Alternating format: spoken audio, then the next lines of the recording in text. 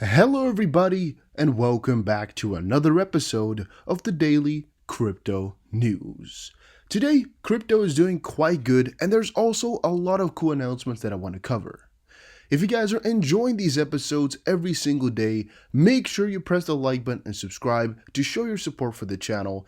And the question of today is, what is your absolute number one coin? If you could only pick one coin, which one would it be and why? Let us know in the comment section down below. Let's have a couple of discussions, let's have some talks, and let's see. And before we get into this video, make sure you also follow me over on Twitter at TheDustyBC, because I like to post, a couple of cool things a week on here as well. First of all, from the Bearable Bull, and I know this is a little bit controversial, but I think he has a pretty good point. He says, the quality of these announcements and XRP related documents that have been coming out are too high for it not to mean anything. Well, to me, the announcements that are coming out right now are actually really nice and really do mean quite a lot. For example, one of the things we covered in, I believe, yesterday's video was from Finextra, which actually reported the ECB steps in over Swift's ICO 20022 migration delay. And Marcus Treacher now responded to say, interoperability is key to the future of global payments as the first member of the ISO 20022 standards body focused on distributed ledger technology. We are committed to supporting the evolving needs of our customers and supporting an industry-wide standard for all. And XRP Solomon, or XRP_owl, King Solomon, also posted on Twitter, I want you all to understand the magnitude of Ripple joining the Global ISO Standards Committee for Cross-Border Payments. Interoperability is key. Long thread, and I'm sure there's plenty that I've missed, but let's check out. So here's the small story that we went over yesterday, but to briefly explain it a little bit more in depth, to help enable this next step in global interoperability and meet the evolving needs of our customers, Ripple is now part of the ISO 20022 standards body, the first member focused on DLT. Already adopted in 70 countries, it is estimated that 87% of the global financial transactions will be supported by ISO 20022 by 2023. So that's actually ridiculous if you think about it, right? Through RippleNet and its ISO 20022 membership, customers are able to help define the future direction of cross-border payments, access a network of global financial institutions governed by rules and functional standards, leverage software to enable fast, transparent, and seamless cross-border payments, and this is potentially where XRP could roll in, depending on exactly what they mean. Connect to one standard API for all counterparty connections, and simplify implementation and reduce operational overhead. So yeah, that's actually really kind of insane if you think about it, guys. To be completely honest, that's looking pretty damn juicy, if I do say so myself. That's looking pretty damn juicy. Alright. XLM/XRP Queen, or Xipix XRP on Twitter, just said, just sold 1/3 of my XRP holdings for more XLM. Now, I actually find this really quite interesting because I'm often a really big supporter of diversification. I'll always tell you guys to, diversify your coins and not stick with only one. I'm really the guy to say that. However, I'm kind of wondering what made her move, and that's really one of the things I do always wonder, and that's like, why did you switch, and what's so much better about XLM? And that's actually a question for you guys. That's why I asked which one coin do you think is number one? Like, do you think XLM or XRP is better, and why? It's a long going battle, and everybody has their own personal preferences. I believe XLM has a lot of potential to rise. However, at this point in time, I see XRP as superior. And I'm kind of wondering exactly why you would buy 1/3 of your XRP into XLM, unless you didn't have any XLM at all or something like that. But I'm wondering exactly what the motivations are behind it and what is pushing her. Not that it's a bad choice, but I'm kind of wondering why, and that's something she doesn't explain here, which I think kind of sucks. And by the way, to just briefly, summarize what I just said, the quality of the announcement that's been coming out right now is actually really quite solid. And specifically, this announcement of the this announcement of the ISO is one of the better ones that we've ever actually had. And right now, in such a time of quote unquote crisis and fear and panic, to hear this type of good stuff is really a big bullish motivator. Even if it's not price, it's really good to see. And a lot of you might be wondering, how will this utilize XRP? Well, that depends a little bit on how everything is going to be rolling out and what Ripple's plans are exactly.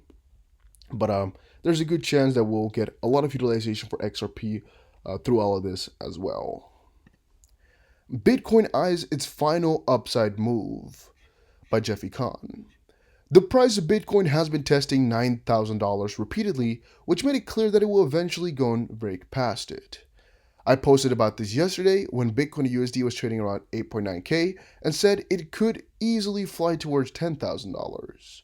It seems that we have exactly that in motion now, as Bitcoin has already shot past 9.3k and it might end up reaching 9.8k or slightly higher by the end of the day. From a trading standpoint, that is not a good trade. The risk is not worth the reward. Bitcoin trading activity has been on a steady decline. Meanwhile, Tether keeps up pumping the market higher in fake moves of manipulation. In the past 24 hours, the real trading volume for Bitcoin was less than $1.5 billion, whereas the one reported on CoinMarketCap is $45 billion. This is too huge of a difference to ignore, and this is also clear an indicator of how corrupted this market is and how fake all these moves actually are. This is definitely not sustainable and will not end well for the majority of the retail traders. So watch out for that. He does have a very solid point. A lot of it is really freaking fake, a lot of this volume. And fun fact is that on most of these, on like, how would you say it? Like counting websites or, yeah, you know what I mean? Like CoinMarketCap, LifeCoinWatch, the volume will be significantly different because they all have different calculations and different ways to see it. But I think the lower the better, because 9 out of 10 times, the most of it is just BS. It's just manipulated crap, and I don't like that. A little bit on stocks. Traditionally, a lot of retail traders are still not prepared to give up on their moon dreams. They think halving could push the price to a new all-time high at this point. And as I previously said in some of my analysis, the upcoming Bitcoin halving is going to be one of the biggest bull traps in Bitcoin history. To the market makers and whales, it doesn't matter whether it's the bulls or the bears that they prey on. All they care about is trapping in retail traders and running their stops. For now, the crypto market could see further upside, but the S&P 500 is closely to beginning the next major downtrend, which would put the enormous sell pressure on Bitcoin and see it decline sharply once again after its final move to the upside. Damn. Bitcoin is in a bullish consolidation while whales are in a solid accumulation mode. Meanwhile, volumes remain elevated as if something is happening under the surface. So that's actually a really heavy statement to actually see from somebody. But Travis King said on Twitter, the price of Bitcoin increased 0.6% from the end of February to the end of April amidst one of the most catastrophic economic events in history. A store of value. It's a very freaking solid point, guys. Very solid. So after the success of April, which Bitcoin ended up with 34 gains of, the digital asset has been fairly flat so far this month, and currently we're right around $9,300 per Bitcoin. These price gains came while the major central banks have been busy printing money, and total assets on the Federal Reserve's balance sheet increased by nearly 55% to $6.7 trillion in less than 2 months. Macro bullish reaccumulation. According to Glassnode Network Index, which is high, the recent price action for Bitcoin was backed by strong network fundamentals, which is a really one-sided opinion, because again, a lot will say it's definitely not that way. It's not supported at all. However, the price is kind of looking like it is, right? It's kind of looking like it. So, whale population spotted increasing in the wild. They've been in solid accumulation mode for a little while. And another tweet here from Skew says, 202 CME Bitcoin options contracts traded yesterday, a new record in terms of dollars notional. May 20, 10K and 11.5K calls traded in 100 lots, equivalent to 500 Bitcoin options each. And then the $1 million question here, Bitcoin just crossed the $9,000 threshold for the 50th time in 6 days. Okay. Fujita says he's getting tired. Something kind of funny. The 3 safest stocks to buy in 2020. Well, here they're saying Google, or I guess Alphabet Inc., Pico Holdings, and wait, which is the safest? I actually didn't check. I thought it would just be all 3. I was just like, I want to quickly go over them and tell my own story, but I don't actually see another number. I just see the top 2 here. Well, personally, I think that one of the best things to buy right now is really just crypto, like for example, a Bitcoin, or maybe even a gold, things like that that will store value for if all stuff hits the fan, like is actually expressed above right here as well. This says right here, these price gains came while the major central banks have been busy printing money, and the total assets on the Federal Reserve's balance sheet increased by nearly 55% to $6.7 trillion in less than 2 months. All of that to me is actually quite another indicator that we shouldn't be staying with a lot of these traditional stocks, as there's still a couple of risks. There's a lot of money being printed. Inflation could be another thing we should be warned of, and I guess just devaluation of our currency, the US dollar, something we should keep in mind. That's why I would say go for something not so traditional. How close is the crypto market to a 2017-like bull run? Well, while things haven't been the same since 2017, yada yada yada, whole freaking story here. All you need to know is that really a 2017-like bull run can never really be there anymore. The way we saw it that time, it will never be the same as that we had. However, a couple of things can be the same, like for example, the amount of money we can make during this run, definitely the same. And the amount of time it will take could definitely be the same. And then I'm talking about, for example, the same percentage gain over a period of 30 days. That could definitely occur. All of that could be. The only thing that will be drastically different is the motivation behind the run. I'm personally convinced that crypto can only be manipulated as much due to pure manipulation, but never because of real hype anymore. Never because of this pure speculation that people were placing in it 3 years ago or 2.5. I think this time around people are a lot more wise and will, are a little bit more aware of the situation surrounding Bitcoin. And a lot of people are now introduced because of the 2017 bull run to what Bitcoin really is. And really, all these years have added to the education of the people surrounding Bitcoin. And thus, a run like that will never occur again. However, could another big bull run happen tomorrow? I would say in theory, yes. And one of the biggest things surrounding that as well is that the bigger halving that's right around the corner right now. I think that could also be another big push for some crazy price, or another reason why people would really want to buy heavily or sell heavily Bitcoin. And that might be one of the catalysts that's going to change people's opinions again on crypto.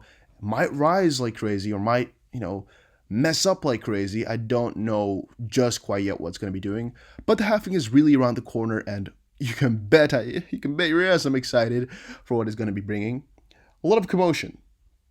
Even if the halving itself is not that big of a deal, people are making it out to be. And I think a lot of people are also getting notice of Bitcoin right now, and a lot of people are getting their stimulus checks, a lot of people are getting some free money, a lot of people are worried about the dollar. And all of that is also pushing people to buy, or at least look into crypto a little bit more, which rises demand, which might be why all the prices are increasing right now. It's not necessarily that it has to do with the halving, because I think a lot of people are just really getting into crypto right now because of traditional stocks.